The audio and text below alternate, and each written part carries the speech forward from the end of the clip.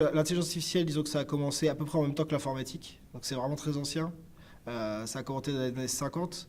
Les premiers ordinateurs, en fait, qui ont été créés par Turing ou ses collègues du moment, en fait, au même moment, on commençait à parler d'intelligence artificielle et de comment les ordinateurs pourraient amener à raisonner comme des humains. Donc, je pense qu'une définition, c'est intelligence artificielle, c'est quand est-ce qu'en fait un ordinateur est capable en fait d'effectuer des tâches et des raisonnements tels qu'un humain le ferait. À mon avis, c'est à peu près ça. Et après, et souvent, on va parler d'intelligence artificielle quand les tâches qu'on demande finalement touchent à ce qui est de plus en plus humain, c'est-à-dire une compréhension fine des choses, le sens commun, une intention du monde physique ou des choses comme ça, qui sont vraiment des choses, des émotions, qui sont des choses qu'on pense qui sont vraiment humaines. Et plus on va tendre vers ça, plus on va penser que c'est de l'intelligence artificielle. Mais donc c'est la définition un peu expansive où ça va. Mais après, maintenant, intelligence artificielle en tant que domaine de recherche, évidemment, c'est extrêmement vaste et ça va inclure des choses qui sont finalement plutôt loin de l'humain, mais qui tendraient à s'en rapprocher. Ça peut être la robotique, mais on va considérer qu'un robot aspirateur, par exemple, qui est capable de aller dans une maison pour aspirer, ben, c'est une partie de la robotique, c'est de l'intelligence artificielle, même si on ne pense pas qu'il va arriver à des capacités humaines. Donc il va y avoir toute une branche de l'intelligence artificielle qui va être la robotique. Une autre branche va être la reconnaissance d'images. Donc ça, encore une fois, effectivement, au final, on aimerait avoir des algorithmes qui aient la capacité de vision qu'on a nous, peut-être même meilleur, parce qu'en fait, moi je porte des lunettes par exemple, et j'aimerais bien pas les avoir de temps en temps, mais en tout cas d'être capable de voir comme on voit nous, c'est-à-dire de distinguer les objets, de savoir ce qu'ils veulent dire et qu'est-ce que voir veut dire, qu'est-ce qu'interpréter une scène veut dire. Donc ça serait tout ce qui est l'interprétation de ce qu'on appelle la vision par ordinateur, donc il y a un champ très important. Un autre champ très important de l'intelligence artificielle va être ce qu'on appelle la compréhension du langage, donc traitement de la langue naturelle. Donc là, ça va être capable de parler avec une machine et qu'elle soit capable de répondre, de comprendre ce qu'on dit. Parler avec la voix, donc c'est-à-dire interpréter la voix comme étant les mots, puis après de comprendre le sens des mots. Donc tout ça sont en fait des champs de recherche qui englobés font l'intelligence artificielle, mais à l'intérieur de chacun se retrouvent des milliers de problèmes qui finalement n'amènent pas eux-mêmes à essayer d'avoir une intelligence comme humain. Si on parle vraiment des techniques transversales, qui sont vraiment qui disons, recouvre tout le champ de l'intelligence artificielle, je pense que je parlerai plutôt d'apprentissage automatique. Donc l'apprentissage automatique, c'est une technique qui a été développée, qui est assez ancienne aussi, qui date des années 50-60, qui est une branche des statistiques et qui en fait est la mère, disons, de la révolution de l'intelligence artificielle qu'on voit maintenant. Donc c'est une branche qui a existé depuis les 50 dernières années, il y a toujours eu une communauté, qui a pris de l'ampleur petit à petit. Mais depuis une quinzaine d'années, c'est l'apprentissage automatique finalement qui a démontré être capable de permettre les progrès les plus fulgurants. Une technique transversale, l'intelligence artificielle, quelque chose qui recoupe à peu près toutes les applications maintenant et qui a permis l'essor de l'intelligence artificielle qu'on connaît aujourd'hui, c'est ce qu'on appelle l'apprentissage automatique ou apprentissage statistique. Il y a plusieurs noms. En anglais, c'est machine learning, et ça ne se traduit pas très bien en français, donc il y a plusieurs traductions.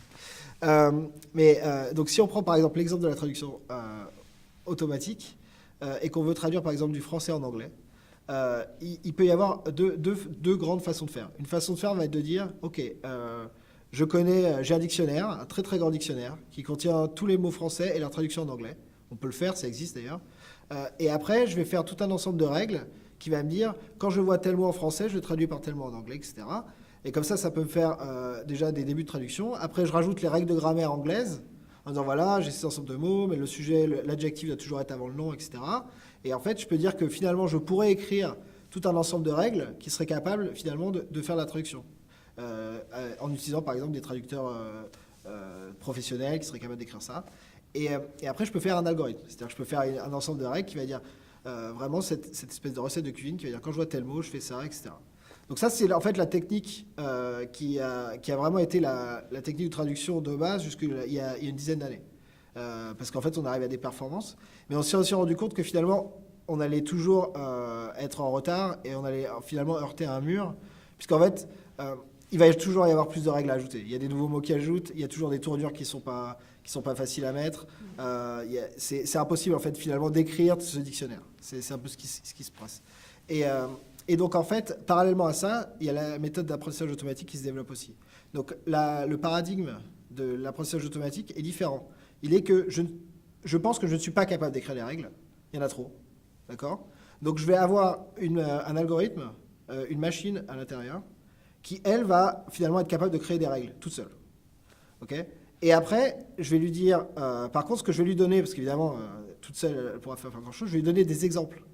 Donc je vais donner des exemples de textes en anglais et leur traduction en français. Et je vais leur donner beaucoup.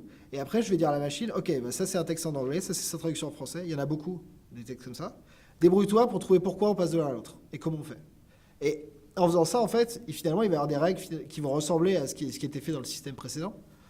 Puisque évidemment, chat et dog, ça se traduit toujours. Donc, non, chat et dog, ça ne marche pas d'ailleurs. Chien et dog, ça se traduit toujours. Donc ça va marcher.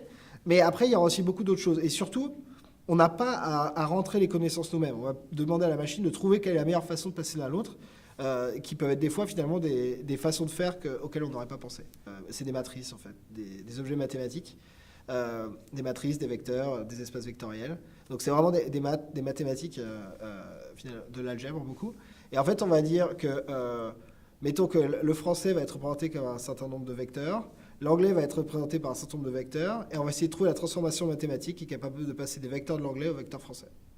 Et en fait, cette transformation peut utiliser beaucoup de techniques de mathématiques de base, comme des translations, comme des projections, des choses comme ça, des rotations dans ces espaces-là, sauf qu'on va essayer de les apprendre. Et donc pour les apprendre, qu'est-ce qu'on fait? On utilise toutes les techniques d'un autre champ des mathématiques qui s'appelle l'optimisation, qui va être de dire que quand j'ai un problème contraint qui dit que je dois aller d'un point A à un point B, et que je dois trouver le chemin pour y aller, ben en fait je peux utiliser des méthodes qui permettent de trouver comment passer de l'un à l'autre, comme des méthodes de descente de gradient par exemple, qui sont des méthodes classiques d'optimisation. Et en fait, quand on va mettre tout ça ensemble, eh ben on va arriver à un modèle qui va être capable, finalement, de passer du français à l'anglais en apprenant lui-même comment le faire.